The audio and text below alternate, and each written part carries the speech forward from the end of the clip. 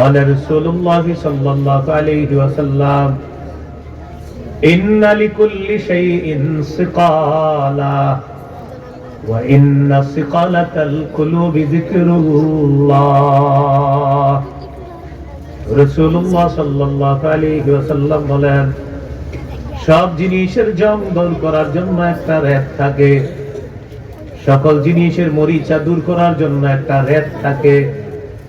ওয়া ইন্না সিকালাতাল কুলুবি যিকরুল্লাহ, অন্তরের জং দূর করার রেত হলো আল্লাহর জিকির করা।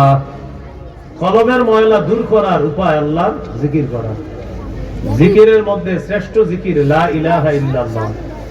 قال رسول الله صلى الله عليه وسلم أفضل الذكر لا إله إلا الله।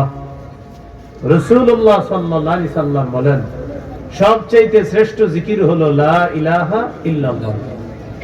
وقال عليه الصلاة والسلام আহাব্বুল কালামি ইলাল্লাহি আরবা। নবীজি বলেন, আল্লাহর কাছে সবচেয়ে পছন্দনীয় বাক্য হলো চারটি। সুবহানাল্লাহ, আলহামদুলিল্লাহ, লা ইলাহা ইল্লাল্লাহ, আল্লাহু আকবার। আমরা যত কথা বলি, এই কথার মধ্যে আল্লাহর কাছে সবচেয়ে পছন্দনীয় কথা কয়টি? সুবহানাল্লাহ, আলহামদুলিল্লাহ, লা ইলাহা ইল্লাল্লাহ, আল্লাহু আকবার।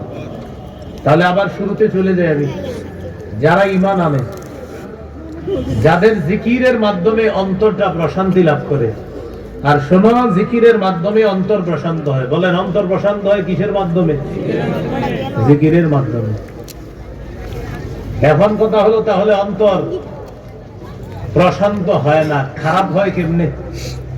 এখন তো জানলাম অন্তর প্রশান্ত হয় জিকিরের মাধ্যমে, এখন অন্তর খারাপ হয় কেমনে? অন্তর মরে যায় কেমনে? অন্তর শক্ত হয় কেমনে? এটা একটু জানি। তাহলে আজকে আমরা শুরুর আলোচনা জানলাম, অন্তর প্রশান্ত হয় জিকিরের মাধ্যমে। এবার দ্বিতীয় আলোচনা জানবো, অন্তরটা খারাপ হয় কেমনে, অন্তরটা শক্ত হয় কেমনে, ওই অন্তরের মধ্যে আল্লাহর স্মরণ কিভাবে চলে যায় এটা জানবো আমরা। অন্তর শক্ত হওয়ার এক নাম্বার উপায়, এক নাম্বার কারণ, এটা আমার সাথে সবাই বলতে হবে। বলেন, অপ্রয়োজনে মানুষের সাথে মেলামেশা করা। মানুষের সাথে অপ্রয়োজনে মেলামেশা করবেন, অন্তর মরে যাবে। সমাজের মধ্যে থাকতে হলে মানুষের সাথে আপনার মেলামেশা জরুরি, কিন্তু এটা প্রয়োজনে। মানুষের সাথে মেলামেশা হবে প্রয়োজনে, কথা হবে প্রয়োজনে। অপ্রয়োজনে মেলামেশা করলে আপনার অন্তর শক্ত হয়ে যাবে। প্রয়োজনে আপনি মেলামেশা করতে পারেন, কিন্তু অপ্রয়োজনে মেলামেশা করলে আপনার অন্তর শক্ত হয়ে যাবে। হাদিসের মধ্যে আছে, অপ্রয়োজনীয় কথা একদম নিষেধ। قال رسول الله صلى الله عليه وسلم لا تكثروا الكلام بغير ذكر الله। এই অনুবাদটা আমি বলি, এরপরে আমরা সবাই বলবো। আমি আগে বলি। নবীজি বলেন, লা তুকসিরুল কালামা বিগাইরি যিকরিল্লাহ, আল্লাহর জিকির ছাড়া তোমরা বেশি কথা বলবা না। এবার সবাই বলি, বলেন, আল্লাহর জিকির ছাড়া, আল্লাহর জিকির ছাড়া বেশি কথা বলবা না, বেশি কথা বলবা না। বলেন তো, বেশি বলার কি আছে? জিকির। বলেন, বেশি বলার কি আছে? জিকির। আর আল্লাহর জিকির ছাড়া বেশি কি বলা যাবে না? মাশাআল্লাহ, কথা যদি বলতে হয় সেটা কি হবে? জিকির। লা তুকসিরুল কালামা বিগাইরি যিকরিল্লাহ, আল্লাহর জিকির ছাড়া বেশি কথা বলবা না। ফাইন্না কাসরাতাল কালামি বিগাইরি যিকরিল্লাহি কাসওয়াতুন লিল কলব, আল্লাহর জিকির ছাড়া বেশি কথা অন্তরকে শক্ত বানায় দেয়। আল্লাহর জিকির ছাড়া বেশি কথা বলবা না।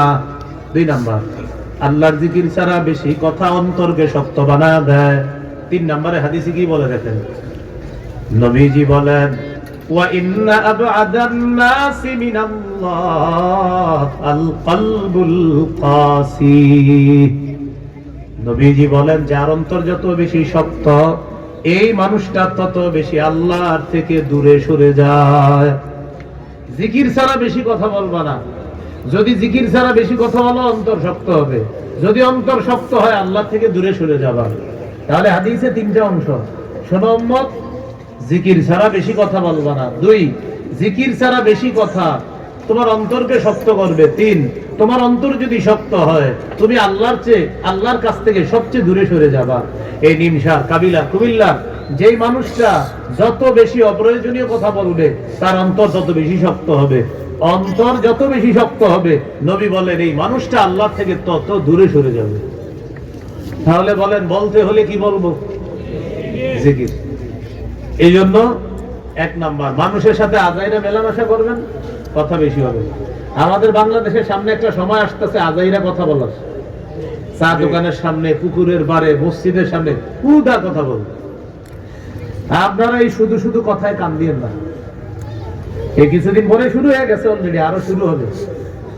বৈশা বৈশা এমন এমন কথা বলবে, দেখবেন এই চা দোকানের সামনে বৈশা এমন কথা বলবে, তার কথা শুনলে মনে হবে সে পুরো বিশ্বটা চালানোর যোগ্যতা রাখে, কিন্তু সে চা দোকানের সামনে বসে রয়েছে। মনে হয় কি চালাইতে পারবে? বসে রয়েছে কোন দোকানের সামনে? চা দোকানে। কিন্তু হ্যাঁ, আপনার এমন জ্ঞান দিবে, বৈশা বলবে কি জানেন, এইভাবে না ওইভাবে হইলে জিনিসটা ঠিক আছে। তো আপনি এত কিছু জানলে এখানে কেন? এই জন্য এই জাতীয় মজলিস থেকে দূরে থাকবেন। আপনারা যদি এই জাতীয় মজলিসের মধ্যে চিপায় পড়ে যান, তখন কি করবেন? তখন একটা জিকির বেশি করবেন। পড়েন, লা ইলাহা ইল্লাল্লাহ। পড়েন, লা ইলাহা ইল্লাল্লাহ, লা ইলাহা ইল্লাল্লাহ, লা ইলাহা ইল্লাল্লাহ। আবার পড়েন, পড়ার সময় একটু 2 আঙ্গুল দিয়ে চেক করেন ঠোঁট লাগেনি, এবার পড়েন আর চেক করেন, লা ইলাহা ইল্লাল্লাহ। ঠোঁট লাগে? ঠোঁট লাগে? আচ্ছা, এবার শোনেন, বিসমিল্লাহ। লা ইলাহা ইল্লাল্লাহ এমন একটা জিকির, যেই জিকির করলে আপনার ঠোঁট লাগবে না। যদি কখনো এই আজাইরা পেঁচালের মাঝে আপনি পড়ে যান, তখন বাঁচবেন কিভাবে? তখন এই সবার সামনে বসে হাতুড়া থাকবেন না।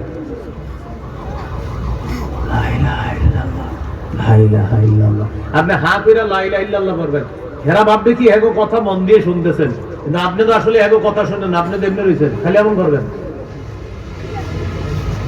আসলে লা ইলাহা ইল্লাল্লাহ জিকির করতেছেন। তিরমিজির হাদিস 3592 নম্বর হাদিস।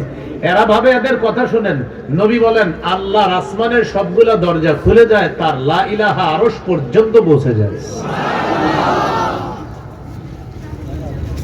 রাসূলুল্লাহ সাল্লাল্লাহু আলাইহি সাল্লাম বলেন, মা ক্বালা আবদুন ক্বাত্তু লা ইলাহা ইল্লাল্লাহ মুখলিসা ইল্লা ফুতিহাত লাহু আবওয়াবুস সামাই হাত্তা তুজিয়া ইলাল আরশ। কোন বান্দা যখন ইখলাসের সাথে একবার পড়ে লা ইলাহা ইল্লাল্লাহ, আসমানের সবগুলা দরজা খুলে দেওয়া হয়, তার লা ইলাহা ইল্লাল্লাহ যেন আরশ পর্যন্ত পৌঁছে যায়।